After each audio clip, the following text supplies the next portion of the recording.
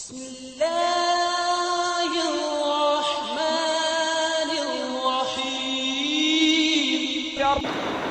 ہر قسم کی حمد و ثنا اللہ رب العزت والجلال کے لیے، اور انگن درود و سلام ہو حضرت محمد رسول اللہ صلی اللہ علیہ وسلم کی ذات گرامی پر۔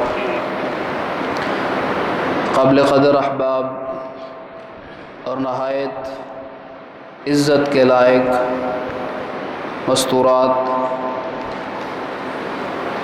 ہم نبی صلی اللہ علیہ وسلم کی خصوصیات دنیا اور آخرت کے حوالے سے سن رہے تھے۔ اب انہی خصوصیات میں سے ایک چیز نبی صلی اللہ علیہ وسلم کو عطا کردہ معجزات ہیں۔ یاد رکھیے، معجزہ کا معنی ہے عاجز کر دینے والی چیز، اور ہر نبی کو اس کے دور کے حوالے سے معجزات دیے گئے۔ موسیٰ علیہ السلام،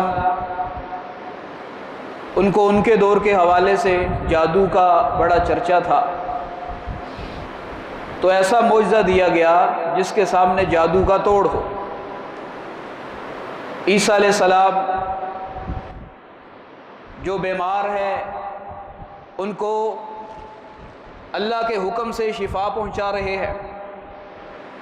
کوڑ کا مرض ہے یا کوئی فوت ہو چکا ہے تو اللہ کے حکم سے اس کو زندہ کر رہے ہیں۔ اس دور کے اندر طب کا، حکمت کا بڑا چرچا تھا، تو اللہ نے ایسا معجزہ دیا کہ جو اس کا توڑ ہو۔ اسی طرح نبی صلی اللہ علیہ وسلم کو جو معجزہ ملتا ہے، آپ کے دور کے اندر عربوں کو اپنی فصاحت پر، بلاغت پر اور اپنی عربی دانی پر بڑا ناز تھا۔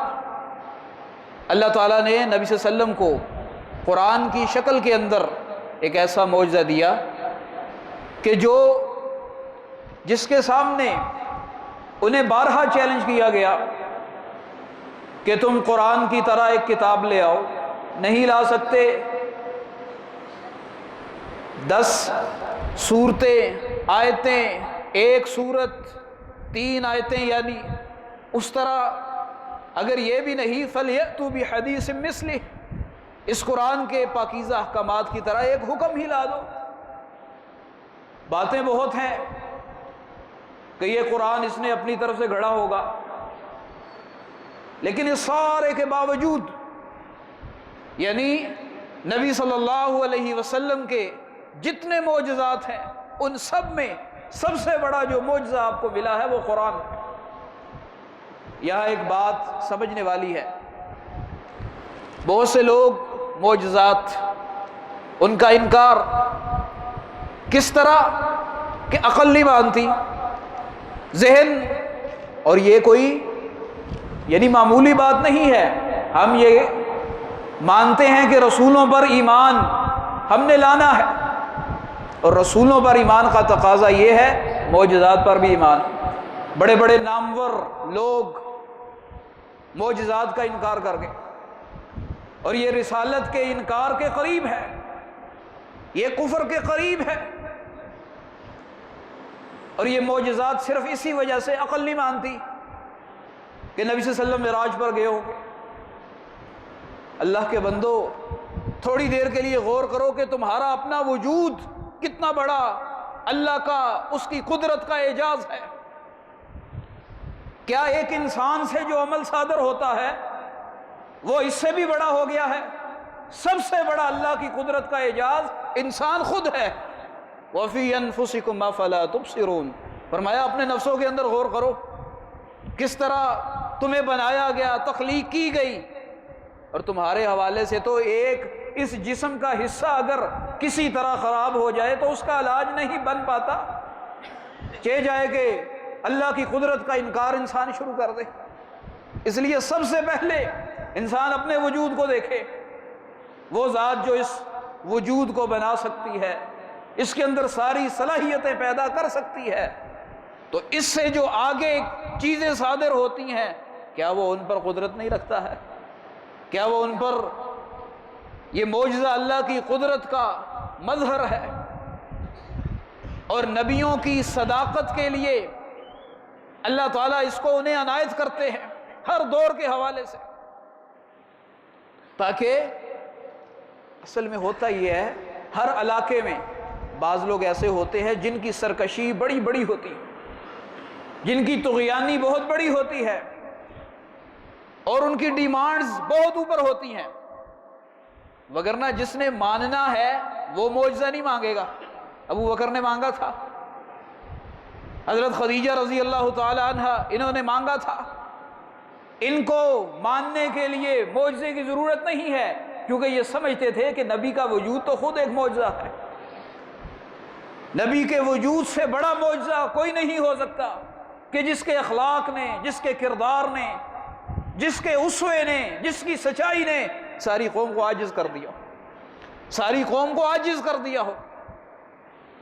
اللہ تعالیٰ نے اپنے نبی کو بھی بے شمار معجزات دیے، اور نبی صلی اللہ علیہ وسلم کی یہ حدیث ہے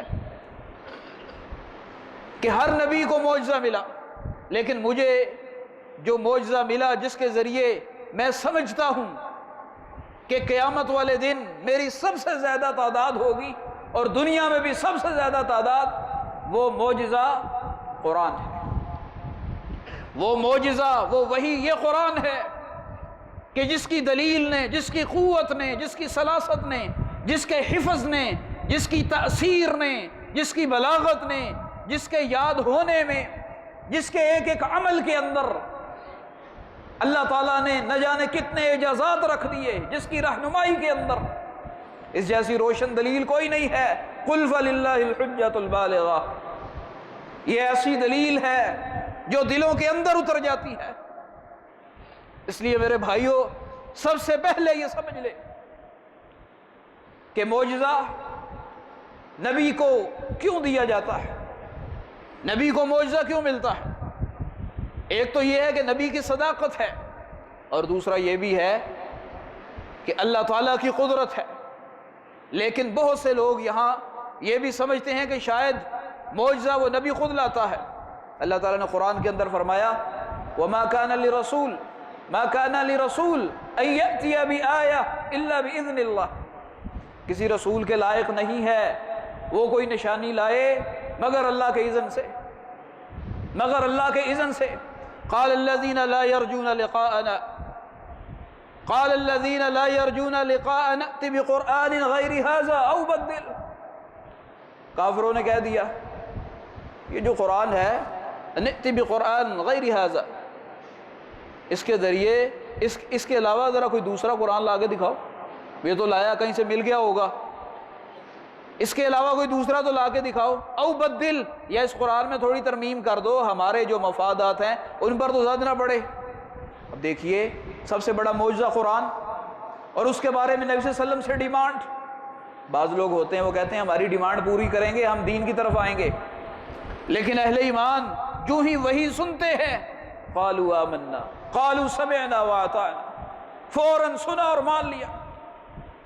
اب آگے دیکھیے نبی صلی اللہ علیہ وسلم، قرآن معجزہ ہے، وہ ترمیم کا تقاضا کر رہے ہیں، کیا کہہ رہے ہیں قال الذین لا یرجون لقاءنا ائت بقرآن غیر ھذا او بدل، اے محمد ذرا اس کو تھوڑا سا تبدیل کر دو، ہمارے مفادات کے مطابق بنا دو۔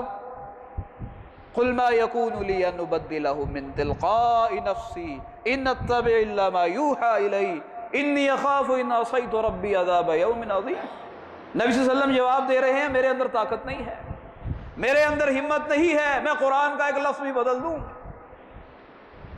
میرے اندر یہ سخت نہیں ہے میں قرآن کا ایک لفظ بھی دائیں بائیں کر دوں، چہ جائے کہ کوئی قرآن کی حفاظت پر لفظ اور جملہ کس دے کہ یہ قرآن محفوظ نہیں ہے یا اس طرح کا ہے، یہ تو اتنا مضبوط ہے۔ نبی صلی اللہ علیہ وسلم نے ساتھ ان کو کہہ دیا ان اتبع الا ما یوحى الی، جو میری حیثیت ہے وہ یہ ہے میں وہی لے کر آیا ہوں، وَلَوْ شَاءَ اللہ، آگے فرمایا مَا تَلَوْتُهُ وَلَا أَدْرَاكُمْ بِهِ، نبی صلی اللہ علیہ وسلم نے کہ اگر اللہ یہ چاہتا تو میں یہ قرآن تم پہ پڑھتا ہی نہ. إِنَّ اتَّبِعْ إِلَّا مَا يُوحَى إِلَيَّ، یہ تو وحی کی اتباع ہے، یہ تو اللہ نے مجھے حکم دیا ہے اس قوم تک پہنچانا ہے. اب اس قوم تک کیسے پہنچانا ہے؟ کچھ ماننے والے ہیں، کچھ بگڑنے والے ہیں، اور جو بگڑنے والے ہیں ان کے لیے حجت معجزہ ہے. وگرنہ صاف کہہ دیا اگر اللہ چاہتا تو میں یہ قرآن ہی نہ پڑھتا. یعنی پھر مشیت کس کی ہوئی؟ اللہ کی ہوئی. قدرت کس کی ہوئی؟ اللہ کی ہوئی. جو مختار کل ہے، جس کی بات کی وجہ سے، جس کے حکم کی وجہ سے نبی صلی اللہ علیہ وسلم نے پیغام پہنچایا، وہ تو وہ ذات ہے. اسی طرح انہوں نے اعتراض کر دیا. بھئی اس کے یہ جو آیت میں نے آپ کے سامنے پڑھی ہے، قالوا لن نؤمن لك حتى تفجر لنا من الارض ينبوعا. اے محمد اب دیکھیے ڈیمانڈز دیکھیے، جس نے ماننا ہے وہ تو ویسے ہی مان جائے گا، اسے خطبوں سے، اسے درس سے، وہ تو گھر بیٹھے قرآن کی آیت پڑھے گا، وہ یہ دیکھے گا کس کا حکم ہے، وہ تو فوراً لبیک کہہ دے گا. لیکن جس نے نہیں ماننا وہ اندازے لگاتا ہے، تخمینے لگاتا ہے، ابھی وقت ہے، میں ذرا دیکھوں گا، اس کو ذرا چیک کروں گا، اس کو ذرا میں اپنے حساب سے دیکھوں گا. اب یہ سارا کچھ کیا ہے؟ یہ سارا عناد ہے، سرکشی ہے جو انسان کی طبیعت کے اندر، جبلت کے اندر ڈلی ہوئی ہے. وَكَانَ الْإِنسَانُ أَكْثَرَ شَيْءٍ جَدَلًا، فرمایا انسان جو ہے طبی طور پر جھگڑالو ہے. طبی طور پر جو انسان کے اندر، یعنی ماہرین نے 7 جبلتیں بتائی ہیں، جو ودیت ان میں سے ایک جبلت یہی ہے کہ انسان طبی طور پہ جھگڑالو ہے. بچہ پیدا ہوتا ہے، اسے جھگڑنا کس نے سکھایا؟ لیکن پھر یہ شریعت، یہ احکامات اس کو مہذب بناتے ہیں. اللہ اکبر. آگے ہوتا یہ تھا کہ ان کی ان باتوں سے نبی صلی اللہ علیہ وسلم پریشان ہو جاتے تھے. اب انہوں نے کیا تقاضا کیا؟ قالوا لن نؤمن لك، محمد بات سیدھی سی ہے، اس وقت تک ایمان نہیں لائیں گے حتی تفجر لنا من الارض ينبوعا. ایک چشمہ تو پیدا کر کے دکھا دو مکے سے، ایک چشمہ تو پیدا کر دو. تفجر لنا من الارض ينبوعا. اچھا اگر یہ نہیں ہے تو پھر ایسے ہے او تکون لک جنہ من نخیل وعنب، پھر کیا تو اتنا مالدار ہے کہ تیرے لیے کھجوروں کا کوئی باغ ہے، یا کوئی انگوروں کا کوئی اس طرح کا باغ ہے، یعنی صاحب ثروت ہے، کوئی اس طرح کی چیز ہے تیرے ساتھ، ہماری من مرضی کی کوئی چیز. او تکون لک جنہ من نخیل وعنب فتفجر الانہار خلالها تفجیرا. اور پھر یہ بھی ہو ایک باغ ہو، بہترین آبپاشی ہو، اس کے اندر نہریں بہ رہی ہوں. اب تھوڑی دیر کے لیے تصور کیجئے، نبی اس لیے آتا ہے، نبی اس لیے آتا ہے، نبی تو انسان کو، اس کی روح کو، اس کے ایمان کو، اس کو وہ حقیقی زندگی جو کھویا ہوا ہے وہ دینے آتا ہے. فَتُفَجِّرَ الْأَنْهَارَ خِلَالَهَا تَفْجِيرًا أَوْ تُسْقِطْ مِنَ السَّمَاءِ كِسَفًا أَوْ تَأْتِيَ بِاللَّهِ وَالْمَلَائِكَةِ قَبِيلًا. اب آگے کیا کہہ رہے ہیں کہ اچھا اس طرح کرو جس طرح تو کہتا ہے، آسمان سے عذاب آ جائے گا، ذرا ٹکڑے پھر گرا. انسان اس قدر سرکش ہو جاتا ہے، آسمان سے پھر ہمارے اوپر کچھ ٹکڑے گرا دے، عذاب لے آ، جو آسمان کے ٹکڑے. اللہ اکبر. او تأتی باللہ، اچھا پھر ایک اور کام کر، تو اللہ کو بھی لے آ، فرشتوں کو بھی لے آ. اللہ تأتی باللہ، ان کے ساتھ آ جا. یعنی اب دیکھیں ہم بہت بڑے ہیں، تو ہمیں اگر منوانا چاہتا ہے، دین کی طرف لانا چاہتا ہے تو ہماری یہ ڈیمانڈز ہیں. اور اہل ایمان کی کیا ڈیمانڈز ہوتی ہیں؟ وہ کیا کہتے ہیں؟ وہ کہتے ہیں ھذا ما وعدنا اللہ ورسولہ وصدق اللہ ورسولہ. وہ جب دیکھتے ہیں کہ یہ اللہ اور اس کے رسول کے مطابق عمل کر رہے ہیں، آزمائش آ گئی، اور اس آزمائش پر وہ یہ کہہ دیتے ہیں ھذا ما وعدنا اللہ ورسولہ، اللہ اور اس کے رسول نے جو وعدہ کیا تھا یہ وہی ہے. وصدق اللہ ورسولہ، اللہ اور اس کے رسول نے جو وعدہ کیا تھا وہ سچا ہے۔ اللہ ہمیں ان لوگوں میں شامل فرمائے کہ جو وحی سنی، جو بات سنی، اس لیے کہ یہ وحی الہی ہے۔ اب تقاضے ختم نہیں ہوئے۔ او یکون لک بیت من زخرف او ترقی فی السماء ولن نؤمن لرقیک حتی تنزل علینا کتابا نقرأہ قل سبحان ربی هل کنت الا بشرا رسولا۔ اچھا اگر یہ بھی نہیں ہے تو تیرا کوئی سونے کا گھر ہونا چاہیے۔ نبوت، مالی ھذا الرسول یأکل الطعام ویمشی فی الاسواق، یہ کیسا رسول ہے؟ بازاروں میں ہمارے ساتھ چل رہا ہے، کھانا کھا رہا ہے جس طرح انسان کھاتے ہیں۔ یعنی یہ اہل کفر وہ سمجھتے تھے نبی کوئی اور چیز ہوتی ہے۔ اللہ اکبر۔ او یکون لک بیت من زخرف او ترقی فی السماء، یا پھر تو آسمان پہ چڑھ جا، سیڑھی لگا لے آسمان پہ چڑھ جا، لیکن ساتھ کیا کہتے ہیں؟ وَلَن نُؤْمِنَ لِرُقِيِّكَ حَتَّى تُنَزِّلَ عَلَيْنَا كِتَابًا، اگر آسمان پہ ہمارے سامنے چڑھ بھی گیا تو ہم تیرے ساتھ نہیں چڑھیں گے یہاں تک کہ تو ہمارے لیے ایک اسپیشل کتاب تو لا۔ اللہ، ذرا یہ باتیں سننی بڑی آسان ہیں، لیکن جو بندہ قوم کو بدلنے آیا تھا، قوم کی سرکشی کی انتہا دیکھیے، پھر نبی کا صبر دیکھیے، دعوت کے اندر نبی کا صبر دیکھیے اور قوم کی سرکشی کی انتہا دیکھیے۔ انہی سرکشیوں کے جواب میں تو آپ صلی اللہ علیہ وسلم انہیں فرمایا کرتے تھے قد لبثت فیکم عمرا من قبلی افلا تعقلون، تمہارے اندر ہی ٹھہرا ہوں، 40 سال تمہارے اندر ہی گزارے ہیں، اگر ان 40 سالوں پر کوئی دھبا نہیں تو اب وحی الہی پر کیسے دھبا لگ گیا؟ اللہ اکبر۔ ساتھ او یکون لک بیت من زخرف او ترقی فی السماء ولن نؤمن لرقیک حتی تنزل علینا کتابا، اچھا ہمارے لیے اسپیشل کتاب ہو۔ اللہ، سب ڈیمانڈز، اور اللہ تعالیٰ نے دوسری جگہ یعنی بل یرید کل امرئ منہم ان یؤتی صحفا منشرہ، ہر بندہ یہ چاہتا ہے اسے ایک کتاب کھلی ہوئی ملے تب وہ مانے گا، تب وہ مانے گا۔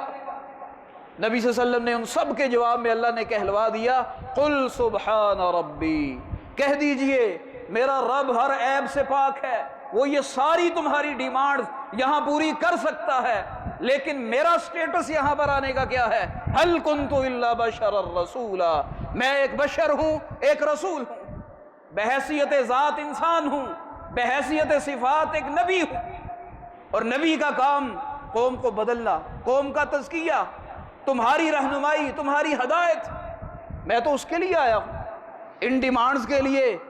یہ کوئی رنگینی پیدا کرنے نہیں آیا ہوں، کوئی ماحول کے اندر ایک نیا یعنی مادی قسم کا ایک کلچر ڈیولپ کرنے نہیں آیا ہوں، میرا تو سٹیٹس اس سے کہیں بلند ہے۔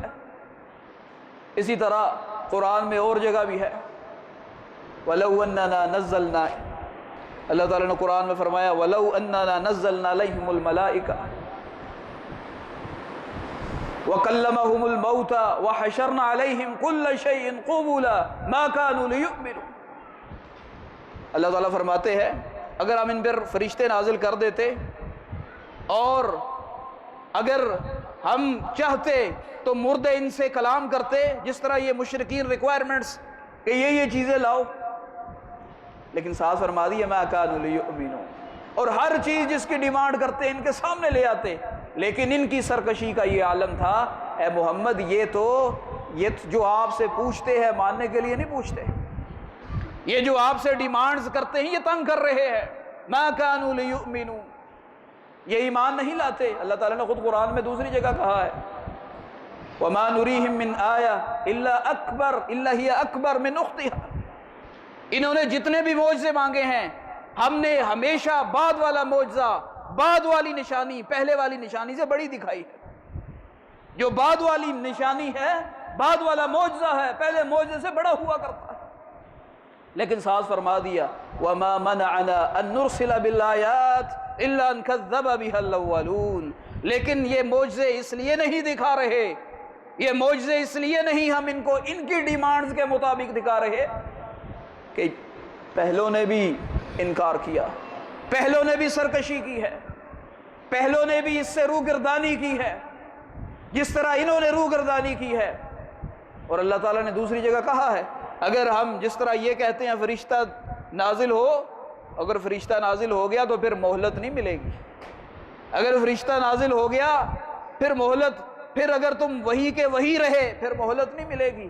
ابھی تو محمد ہیں صلی اللہ علیہ وسلم اور ان کا وجود امن کی گارنٹی ہے، لیکن اس سارے کے باوجود آپ دیکھیے آگے سے تیر برس رہے، تکالیف، پریشانیاں، تانے، ڈیمانڈز، اور نبی صلی اللہ علیہ وسلم اپنے حوالے سے ہر چیز کے اندر وضاحت دے رہے ہیں کہ میں کچھ اپنی مرضی سے معجزہ نہیں لایا، میں اپنی مرضی سے نہیں آیا، میرے اختیار میں کچھ نہیں ہے، لیس لک من الامر شیء۔ اللہ اکبر۔ اللہ تعالیٰ نے دوسری جگہ کہا کہ یہ یہی چاہتے ہیں ان کو ایک اسپیشل کتاب ملے، سب کچھ ملے، لیکن اے محمد حقیقت یہ ہے اگر ان پر آسمان سے کتاب بھی اتار دی جائے پھر بھی نہیں مانیں گے، لیکن وہ اتر گئی پھر ان کا کچھ نہیں بچے۔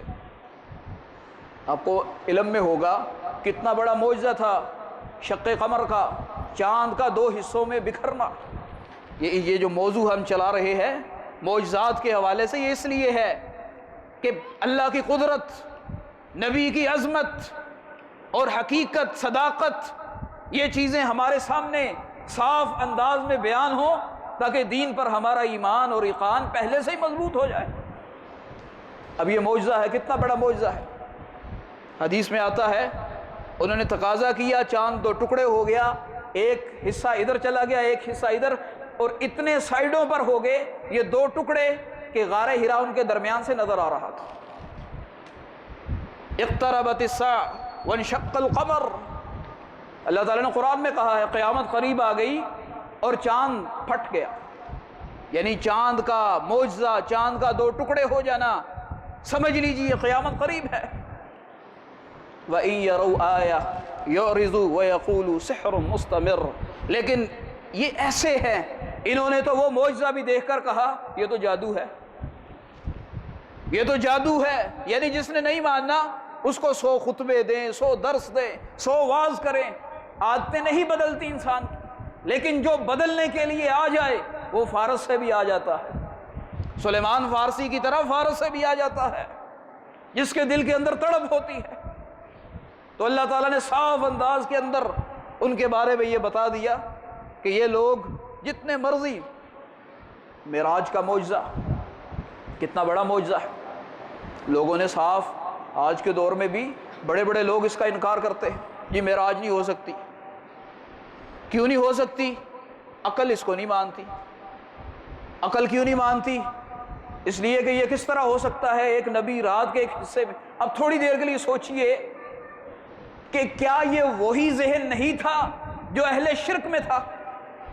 جب نبی صلی اللہ علیہ وسلم نے معراج سے واپسی پر ان سے پوچھا تھا یہ نمازیں کہاں ملتی ہیں، یہ خواتین سورۃ البقرہ کہاں ملتے ہیں، یہ سارا کچھ معراج کے موقع پہ ملتا ہے، لیکن اس سارے کے باوجود سبحان الذی اسری بعبدہ لیلا من المسجد الحرام الی المسجد الاقصی الذی بارکنا حولہ، آگے فرمایا لنوریہ من آیاتنا، یہ جو ہم لے کے گئے ہیں اس کا تو مقصد ہی یہ تھا کہ ہماری نشانیوں کا مظہر ہے، ہماری قدرت کا مظہر ہے، یہ تو نشانیاں ہماری قدرت کا مظہر ہے۔ اور خود بتائیے جو لوگ کہتے ہیں صرف مسجد اقصی تک گئے، اصل قدرت کا مظہر تو مسجد اقصی سے آگے شروع ہوتا ہے، وہ تو جو آسمانوں کی سیر ہے، مالا اعلیٰ کی، وہاں پر نبی صلی اللہ علیہ وسلم کا جبریل کے ساتھ جنت اور جہنم کا، جس کو آپ وزٹ کہہ سکتے ہیں، ایک دورہ تھا اللہ نے اپنے نبی کا، یہ اس لیے کہ ان کے دل کے اندر ایقان، اور یہ بھی ذہن میں بات پکی رہے، معجزہ جتنا بڑا ہوتا ہے اس سے یہ بات سمجھ لینی چاہیے کہ اس سے پہلے نبی کو صدمہ بھی اتنا بڑا آیا، اور معراج تقریباً قرآن کے بعد سب سے بڑا معجزہ ہے جو معراج ہے۔ اور اس وقت کس صدمے سے دو چار تھے؟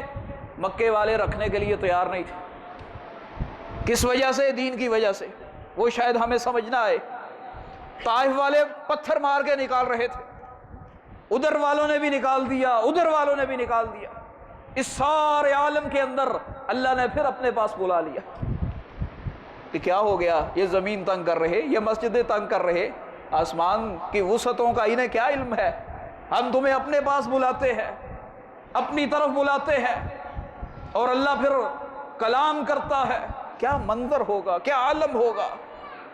اس لیے میرے بھائیوں، عقل سے، عقل کی کسوٹی سے نبی صلی اللہ علیہ وسلم کے جو معجزات ہیں ان کو مختلف انداز میں تقسیم کیا گیا، نبی صلی اللہ علیہ وسلم کے معجزات کو مختلف انداز میں تقسیم کیا گیا۔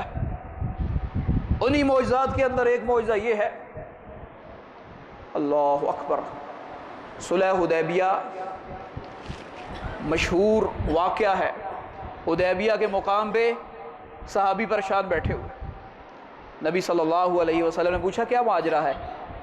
آگے سے بتاتے ہیں کہ پانی نہیں ہے، پانی نہیں ہے، اور صحابہ کی تعداد کتنی ہے؟ 1400 کے قریب، پانی نہیں ہے۔ نبی صلی اللہ علیہ وسلم نے فرمایا برتن لاؤ۔ موسیٰ علیہ السلام کے ساتھ تو وہ معاملہ ہوا کہ وہ تو پتھر پر عصا لگا ہے، پتھروں سے ہی پانی نکلتا ہے، کوئی بڑی بات نہیں ہے۔ وہ چمڑے کا برتن تھا، نبی صلی اللہ علیہ وسلم نے اس کے اندر انگلی رکھی، ہاتھ رکھا، ہاتھ نکالا تو ہاتھ سے چشمے ابل رہے تھے، چشمے ابل رہے تھے۔ پوچھنے والے نے پوچھا اس وقت تم کتنے تھے؟ انہوں نے کہا وہ چشمے اس طرح ابل رہے تھے کہ اگر ہم اس وقت 1,00,000 بھی ہوتے تو پانی ہمیں کافی ہو جانا تھا، لیکن اس وقت ہم 1400 تھے، اس وقت ہم 1400 کی تعداد۔ یہ کیا ہے؟ یہ محمد الرسول اللہ صلی اللہ علیہ وسلم کو اللہ نے ایک انگلیوں سے پانی جاری ہے۔ اب صحابہ جن کا ایمان پہلے زیادہ تھا ان کا ایمان کتنا بڑا ہوگا۔ اسی طرح ام سلیم کھانا تیار کیا، اور کھانا صرف نبی صلی اللہ علیہ وسلم کے لیے، 1-2 بندوں کے لیے اور تھا۔ آپ صلی اللہ علیہ وسلم کی طرف پیغام پہنچایا گیا، خندق کا موقع تھا، اور ابو طلحہ کہتے ہیں میں نے نبی صلی اللہ علیہ وسلم کو بڑی، یعنی آپ کی بات میں نے اس کو سنا تو مجھے ایسے لگا بڑی کمزور آواز کہ پتہ نہیں کتنی بھوک ہے، اور ظاہری بات ہے پیٹ پر پتھر بندھے ہوئے، پیٹ پر پتھر بندھے ہوئے ہیں، صبر کا کیا عالم ہے۔ تو صحابہ کو اپنے نبی کی کتنی فکر ہے۔ اللہ، گھر میں 2-3 بندوں کے لیے کھانا۔ ام سلیم نے ابو طلحہ کے ذریعے پیغام بھجوا دیا، نبی صلی اللہ علیہ وسلم آئے تو کہا چلو بھی سارے، اب یہ پریشان ہو گئے، یہ پریشان ہو گئے کہ معاملہ تو 2-3 کا تھا۔ نبی صلی اللہ علیہ وسلم نے آئے، کھانا منگوایا، قصہ مختصر، برکت کی دعا بھی کی، اس کے بعد دیتے گئے، 10-10 کی ٹولی آتی گئی، 10-10 کی ٹولی، سینکڑوں لوگ انہوں نے کھانا کھا لیا۔ بعد میں ام سلیم نے دیکھا تو کہتی ہیں کھانا ایسے تھا جیسے ذرا برابر بھی کم نہ ہوا ہو، ذرا برابر بھی کم نہ ہوا ہو۔ یہ 1-2 واقعات نہیں ہیں، تاریخ سیرت بھری پڑی ہے کہ جو نبی ان باتوں میں سچا ہے اس کی باقی تعلیمات بھی سچی ہیں۔ وہ حلال کے بارے میں جو آپ کو اصول بتاتا ہے، رزق کے بارے میں جو بتاتا ہے، رہن سہن کے بارے میں جو بتاتا ہے، یہ ان ساری باتوں کا مقصد یہ ہے جیسے ان چیزوں میں وہ رسول سچا ہے، ان تعلیمات میں بھی سچا ہے، ان ساری باتوں میں بھی سچا ہے۔ اس لیے اپنی زندگی کو اس کے اصولوں کے مطابق ڈھال دو، اس کے علاوہ اور کیا مقصد ہے اس کا۔ نبی صلی اللہ علیہ وسلم حاجت، آپ کو حاجت پیش ہوئی، قضائے حاجت کے لیے گئے، دیکھا اوٹ نہیں ہے، 2 درخت تھے، ایک کو ادھر سے پکڑا ایک کو ادھر سے، دونوں چلتے ہوئے آگے، دونوں درخت چلتے ہوئے آگے۔ ان کی اوٹ کے اندر نبی صلی اللہ علیہ وسلم نے قضائے حاجت کی، اس کے بعد ان کو حکم دیا تو دونوں چلتے ہوئے اسی جگہ پہ چلے، جہاں سے آئے تھے وہیں چلے گئے۔ اللہ تو قادر ہے۔ نبی صلی اللہ علیہ وسلم فرماتے ہیں میں مکے سے گزرا کرتا تھا، وہ مجھے پتھر ابھی بھی یاد ہے، جب میں قریب سے گزرتا تھا تو مجھے سلام کیا کرتا تھا، وہ پتھر آ کر مجھ کو سلام کیا کرتا تھا۔ ان چیزوں کو خود نبی صلی اللہ علیہ وسلم کی حدیث ہے، یہ باتیں ابھی بیان ہوں گی، آپ صلی اللہ علیہ وسلم کی حدیث ہے، احد پر چڑھے تو احد کانپ گیا، احد نبی صلی اللہ علیہ وسلم نے ٹھوکر ماری کہ احد رک جا، تجھ پر ایک نبی ہے، ایک صدیق ہے، 2 شہید ہیں، 2 یعنی حضرت ابوبکر، حضرت عثمان، حضرت عمر، وہ ساتھ تھے، وہ نبی صلی اللہ علیہ وسلم کی محبت کے اندر وجد میں آ گیا۔ تو لوگوں بات کہنے کا مقصد یہ، پھر ہم سے تو وہ پتھر ہی اچھا ہوا جو نبی کی محبت کے اندر ان کی باتوں، ان کی شخصیت سے متاثر تو ہو رہا ہے، اور ہم اپنے آپ کو اندر سے، دل سے ابھی تک متاثر نہ کر پائے۔ نبی صلی اللہ علیہ وسلم کی حدیث ہے، یہ احد کا پہاڑ ہم سے محبت کرتا ہے، ہم اس سے محبت کرتے ہیں۔ ایک جب ممبر نہیں تھا تو ایک تنا تھا کھجور کا، وہ لکڑی تھی یا کوئی اس کی شکل تھی، اس کے ساتھ ٹیک لگا کے نبی پاک صلی اللہ علیہ وسلم خطبہ دیا کرتے۔ اب کیا ہوا، ممبر بن گیا، نبی صلی اللہ علیہ وسلم نے اس کو چھوڑ دیا اور ممبر پر چڑھ پڑے۔ جب آپ نے وہ خطبہ دینا شروع کیا تو وہ جو جس پر پہلے ٹیک لگا کے خطبہ دیتے تھے، صحابہ کہتے ہیں ہم نے دیکھا کہ وہ اس طرح بلک کے رو رہا ہے جس طرح بچہ روتا ہے، اور اتنے موٹے موٹے آنسو اس کھجور کے تنے سے وہ نکل رہے تھے۔ نبی صلی اللہ علیہ وسلم اترے، اللہ، نبی صلی اللہ علیہ وسلم اترے، اس پر ہاتھ رکھا اور اس نے اس طرح پھر سسکیاں لی جس طرح بچہ اپنا رونا بند کرتا ہے۔ تو صحابہ فرماتے ہیں، سلف فرماتے ہیں کہ لوگوں اگر ایک درخت، ایک لکڑی اپنے نبی کی جدائی میں رو رہی ہے تو امت کا تو زیادہ حق بنتا ہے، امت کا تو اس سے بھی زیادہ حق بنتا ہے وہ اس جدائی کو محسوس کرے، اس عمل کو محسوس کرے، اور پھر اس کا جذبہ اپنے اندر پیدا کرے۔ اس لیے اللہ سے ہم یہ دعا کرتے ہیں کہ اللہ ہمیں اپنے نبی کے ساتھ گہری وابستگی کا جذبہ عطا فرمائے، اور شریعت پر یقین اور پختہ ایقان اس کا بھی جذبہ ہمیں نصیب فرمائے، اور جتنے دوسری سازشیں اسلام کے خلاف، عقل کا فتنہ ہے، نیچریت کا فتنہ ہے، ان سب فتنوں سے اللہ اس امت کو محفوظ فرمائے۔ عقل دین کو پرکھنے کے لیے نہیں ہے، دین کا حسن دیکھنے کے لیے، اس لیے عقل کے ساتھ، اس لیے کہ صبح و شام اس عقل سے غلطیاں ہوتی ہیں، تو اللہ تعالی ہمیں اس عقل کے فتنے سے بھی محفوظ فرمائے اور اس کو دین کے تابع رکھنے کی ہمیں توفیق نصیب فرمائے۔ اقول قولی ھذا استغفر اللہ لی ولکم ولسائر المسلمین۔